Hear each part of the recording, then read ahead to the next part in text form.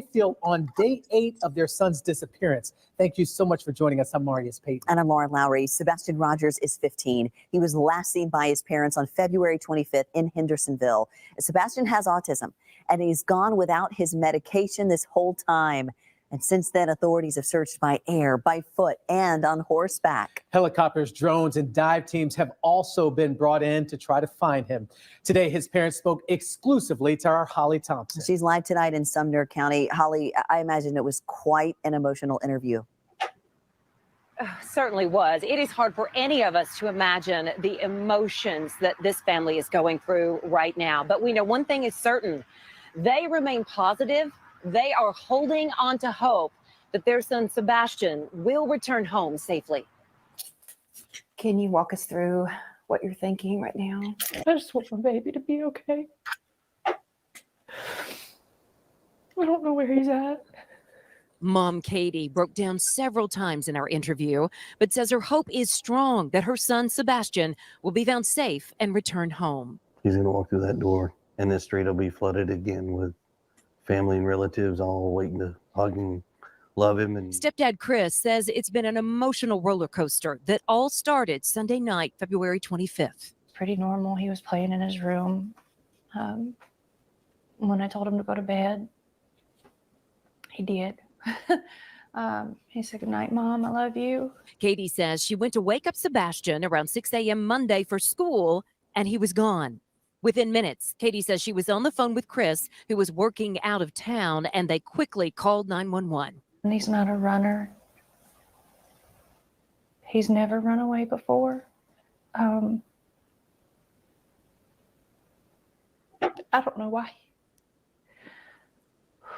I don't know why he walked out that door. I mean, he's a good kid. He's not a mischievous child by any means. Katie and Chris say Sebastian is not on social media. While he loves to play Minecraft, they tell me he does not have any online capabilities. I asked if there was any reason he might want to leave. We've been combing over that day and even the weeks before he left, and I hadn't been able to figure it out. He's, that morning he was laughing, he was joking. It's as if Sebastian vanished. No sign of him on any video throughout the community. Thousands of miles logged by law enforcement, canines, helicopters, even dive teams, and no sign of him. Chris and Katie tell me they've been harassed, people pointing fingers at them. You're not in this situation. You don't quite understand. I wish people would step back, take a different wide open view, and not assume what they know. It's just better to stick to the facts. Are you both in the clear? I can tell you that Mom, myself, and the father have worked very fully and cooperatively with all agencies across the board. We have anything that they've wanted, we have provided. What do you want to say to Sebastian? What do you want him to hear from you right now? That we love you so much and we want you to come home and you're not in trouble. Now, Katie did tell me that even though Sebastian does have autism, he is a smart teenager. He is highly functional. They say if you see him, say his name, say Sebastian, and he'll respond. He'll at least acknowledge you. And I can tell you, this is my home. This is my community. And the people here are strong. They say they will continue to search. They will continue to hope and continue to pray for Sebastian's safe return. And by the way, you can watch my full exclusive interview with Sebastian's parents on our WSMV4 app. Live here in Hendersonville, Holly Thompson, WSMV4. Back to Okay, so that was the news blurb. You may have noticed the interviewer, I think, was somewhat theatrical, giving a perhaps even an exaggerated facial appearance that she's concerned, unnecessary moralizing. It doesn't help facilitate the flow of information in an interview. I recognize that it's on television and ratings matter and audiences matter, that sort of thing. But in terms of gathering information, that itself, even that type of demeanor can influence answers. So I'd like to talk a little bit about that. And then I'd like to also contrast that with the, I'm going to call him bio dad, the biological father, because the one we just saw now was a stepfather. And some of the things that I think were a bit concerning from what the parents, the mother and the stepfather had to say there. So it's very edited, so we have to be very careful, and we have to consider the context. And the context starts off with, we have a teenager, and that is, of course, always an area that can, or at least we should explore for the possibility of arguing, temperamental, highly or acute hormonal responses. But in this case, we're looking at someone with autism. Kids with autism do run away. Kids with autism are drawn to water. And so those are things that are concerning. And I'd like to look at some of those external factors before we get to the language. So that's a concern. And the mother described how he will respond to his name. So that suggests that the autism is more than mild. When we look at a missing child with special needs, in spite of age 15, I don't know if he's capable of self-protection. I don't know if he's capable of obtaining food for himself, surviving out there, that sort of thing. I don't have the answer to that. I don't know much about him.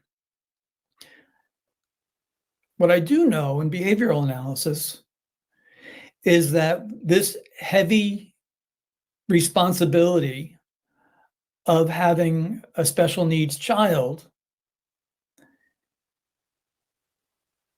may increase the odds of some form of abuse and neglect. It just, and this is not about this family, this is in general itself, because parents get worn down.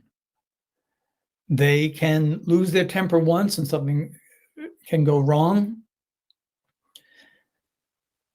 They may have a difficult time getting breaks for themselves to recover. And none of this I know regarding this family, what it's like. All I know is from a few short quotes and a little bit of behavioral analysis. So number one, where there is a high need child, an acute need child, there's always a risk. And that can be from whoever is watching him or her at that time.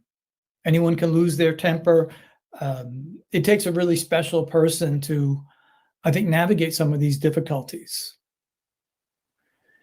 Secondly, just going by statistics, stepfathers get looked at. Stepfathers and boyfriends are often found to be more abusive in these type of cases. I don't know if that's the case here or not, but just one of those things that's going to factor in. It's like trying to think of a 15-year-old who is missing without thinking of the factors around the 15-year-old. That's difficult to do. And I'm not sure about the wisdom of it. We need to listen and we need to pay attention to the context. The next area of behavioral analysis is this particular station said that this is an exclusive, and the quote to introduce it, the story was, the mother or the family breaks their silence. So one of the questions I have is, why would you be silent? If your high needs or special needs child, 15, is missing, how is it that you're able to quench the instinct to call out to that child for what appears to be about a week or so? Why would you need to break your silence? Why would you be silent? Why would you not immediately call out to that child? Interesting, we saw the father, the bio father, being interviewed. He was speaking to his son and giving him his advice about how to run away. Somebody has you, son. run, you know, run to the next person you meet. Ask to use their phone, call 911.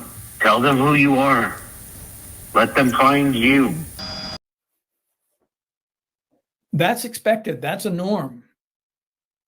But this delay concerns me, and I'd like to look at a couple of the statements that they said.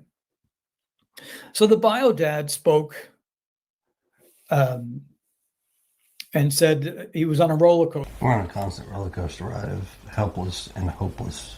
When you hear roller coaster, it means up and down, up and down. Perfect time for a interviewer to ask about that. What are the lows like for you? What are the times that are up like for you? But no such question was asked. He talked about coming through the door, which I was just a little concerned about in terms of how that plays out within analysis. I've heard him in other clips, and one of the ones I had cited, I believe I cited through social media, was with drop pronouns. I'll pull that up for you. The drop pronouns are always a concern, and here's what he said. So dad said, bio dad, if someone has you, run. Call 911, grab to anybody. That was good. That is something that's expected.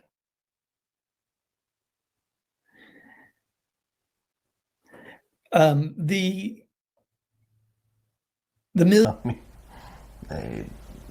million question, why did he go? And the other $1 million question is how. $1 million question is, where are you? That's the question that I would ask and reach out to him. That would work well. So the stepfather and the mother have both insisted that he left on his own accord. That, and you say, well, how do you know that? As a parent, if you wake up and find your child missing, your mind is going to race in every direction. You're used to caring for the child, now suddenly you can't. And so instinct is going to be engaged. Would you assume that the child ran away? Well, if the child has a history of running away, yeah, you probably would go there. But according to the mother, there was no history of that. And the stepfather, in dropping pronouns, he went right to the point. In fact, I will read that. He went right to the point of the door, and that was concerning. And in the point of the door, and saying he walked out, or actually he said walked out, would you know for sure that he wasn't taken, that he wasn't kidnapped, that he wasn't coerced, or that he wasn't persuaded? Would you right go on his own, that no one was influencing him, that sort of thing? And he was asked about that, and he said, because we found the door locked in the morning. So that inclusion is a little bit concerning to me regarding how that is stated and how that's worded. And then there was another statement. The mom was asked about that day, and she actually said two things about that in the interview, if you caught that. There's several things, but about that day, it was pretty normal day. So there's nothing normal about a day when a child goes missing. There's nothing normal. What is concerning about that is that there is a need to portray something as normal.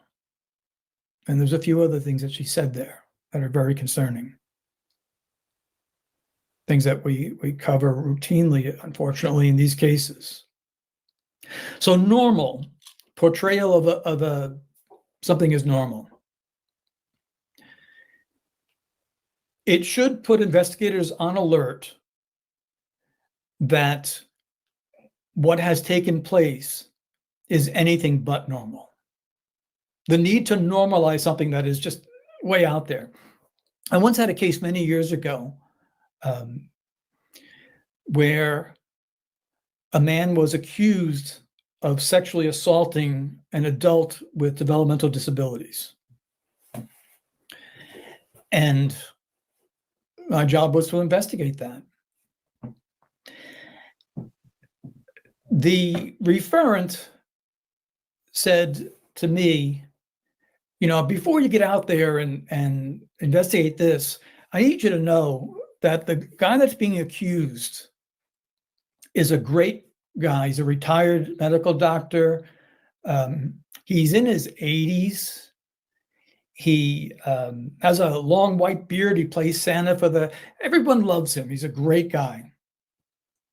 And I said, okay, thank you. And as was my habit for these things, when I do an investigation, I don't let anyone set up an appointment for me, or at least I didn't. I do it myself. I make that call. It's very important because the first thing that someone hears is going to be important. Now, this man that I was calling to set up an appointment to speak is not supposed to know about the allegation. He shouldn't know. And that's very important. I want the cleanest response. I want him to say, I didn't molest so-and-so. I didn't touch him. When I introduced myself and told him where I was from, before I could get another word out, he yelled at me and he said, I am a normal man. The word normal, when someone uses that way, they're telling you something. They've either been considered abnormal by others, or they may consider themselves abnormal. It's the need to commit that. And I knew right at the first sentence, I knew he did it. The victim in this case had gone weeks without showering. He was more outgoing, and then suddenly he wasn't. You know, he was suffering and will suffer. So I knew that this man was concerned about being portrayed as abnormal, and he was giving that away. So to understand that, what I sometimes do in a seminar is I'll say, okay, children, let's gather. Once upon a time, it was a day like every other. And you will naturally see kids sit up a little bit because they know what's coming is not like every other day. It won't be boring. So when someone portrays something as normal, always look for the opposite. Always ask, why do they have a need to portray it that way? Mom went further. Mom said it was pretty normal. And so I looked at that. And now I'm concerned as anything but. And then she said, I told him to go to bed, and he did. About 9 o'clock. Told him to go to bed. So she's, you know, obedient. He's obedient. I'm not sure how many 15-year-olds obey that well, but remember, this is normal. And the 15-year-old said, good night, Mom. I love you. He said, all right, good night, Mama. Good night, puppies. Love you. And that is, in context, a concern. It has to be only in context. And here's why. We find this in domestic homicides and domestic violence, other problems, where someone says, I said goodnight to my daughter. I love you. Have a good night's sleep. And the need to include that I told my daughter, for example, that I love her, while giving a statement under duress of a missing child or of an investigation, is a sign of something very wrong. Now, why is that? Think about it. If I said, raise your hand if you tell your children you love them when you put them to bed, everyone does so. It's the need to tell police. It's the need to tell an audience while an investigation is going on. That is the alarming. And I had covered this once in a seminar where someone objected. And so I attempted to explain. I said, no, it's not concerning that you tell your child that you love him or her. It's concerning that during an investigation, that unnecessary emphasis is given. Well, no, I don't care. I want people to know I love my child. And that particular person had just been reported to Child Protective Services. So there was an alarm there. So it was provocative. We've also been able to, at times, with statements like this, I saw my girlfriend. I said, I love you. We'll see you later, babe. Term of endearment, pointing to the time of death. And I'm not saying that Sebastian isn't alive. What I am saying is I am very concerned about the need to portray the day as normal and then to verbalize him telling me, the mom, that he loves me. In other words, I'm a really good mom. I'm a good person. My 15-year-old tells me. He goes to bed right when I say so, and he tells me he loves me. Now, I want every 15-year-old to obey her parents and go to bed when they're told to and get a good night's sleep and say, I love you. That's great.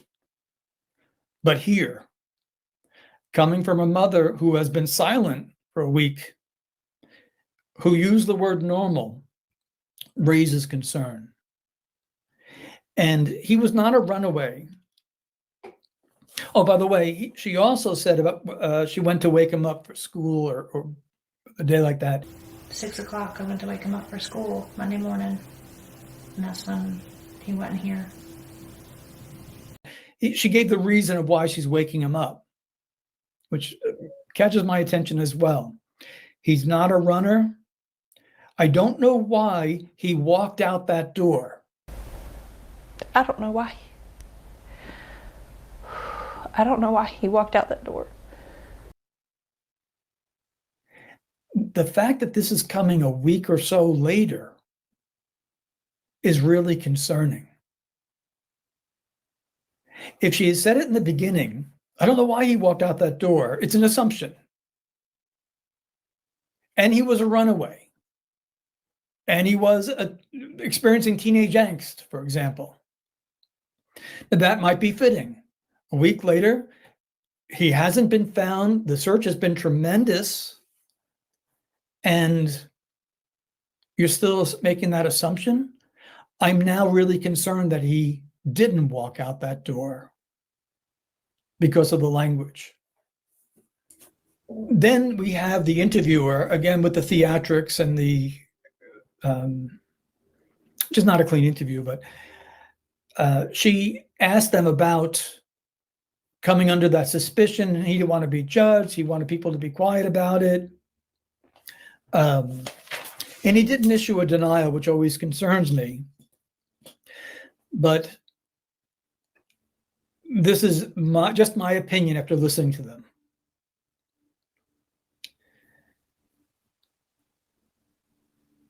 I don't think things were good the night before he went missing. I don't believe it was a normal, peaceful, loving household like that. So at best, I think he ran away because they had a fight or something went wrong. And that's just my opinion.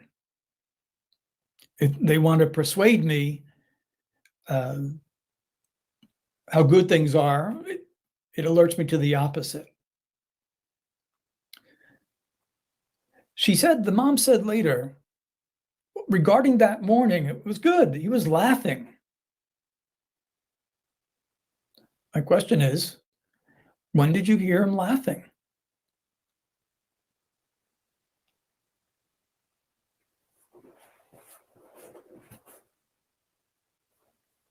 So I have concerns about the environment. Now, worst case scenario, which I hate to entertain, but of course it's provocative, is that we'll see a further investigation into the stepfather and the mother case. So I go from, at best case, he's found, he ran away because of what happened that night. And the worst case scenario is the possibility of mother and stepfather facing criminal charges.